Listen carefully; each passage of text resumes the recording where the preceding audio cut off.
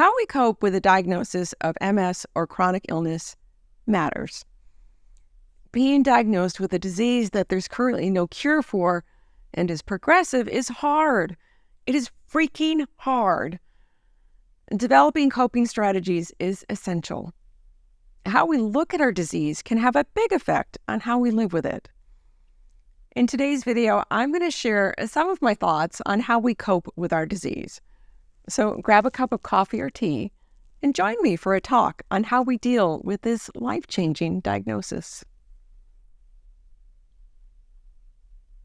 Hello, my dear friends, and welcome.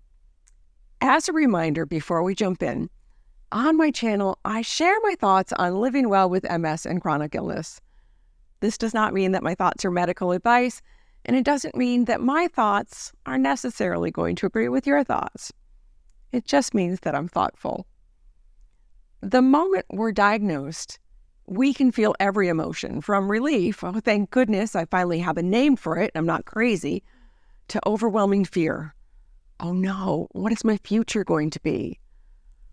The first year or two after diagnosis can be times where we feel all the emotions. That's completely normal. I recently did a video on adapting and the grieving process that I'll link above and in the description below if you'd like to check it out after this one. But in today's video, I want to talk about how we view our disease and how it affects how we cope with it.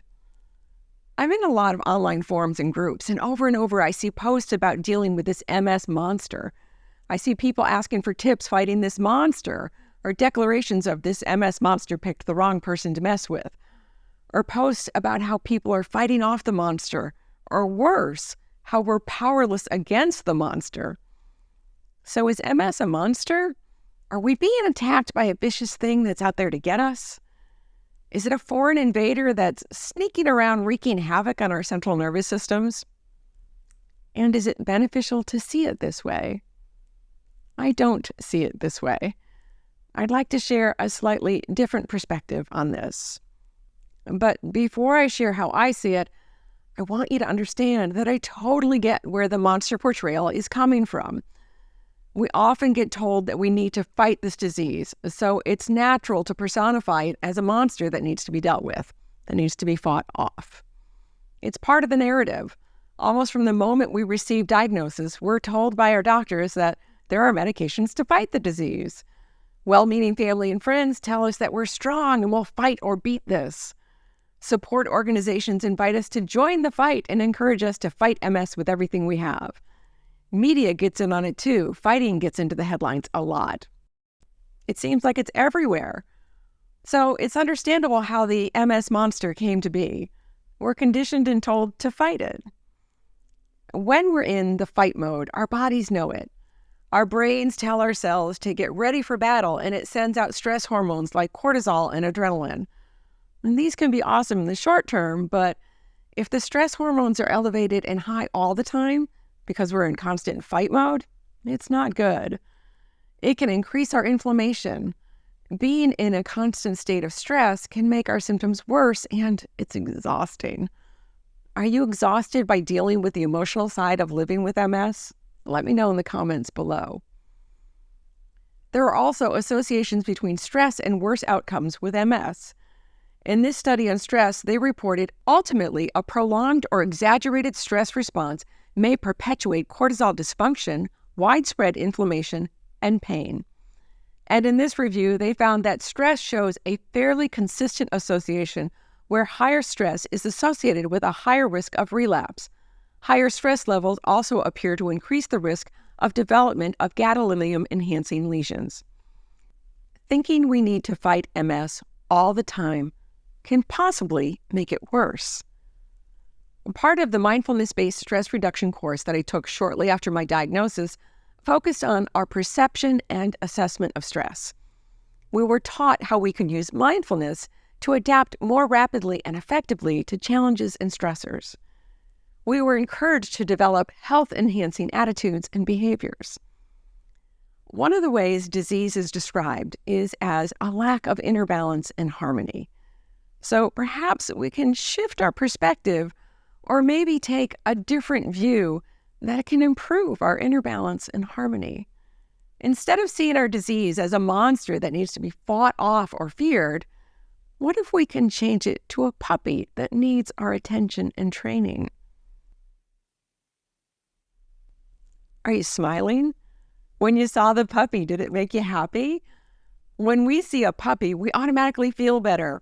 Our brain sends out signals to our cells that we're good, we're happy. The feel-good hormones get released like dopamine and oxytocin. I like to envision my MS as a puppy. And puppies, well, they sometimes get a bit too enthusiastic and they nip or chew on things they shouldn't.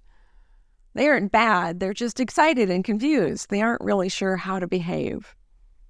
Dogs can be great companions and protectors. We adopted Bungie the Blue Heeler last year, and he wasn't quite a year old. I've heard it said that puppies are part velociraptor. They can be quite destructive. Bungie has done his fair share of destructive behavior.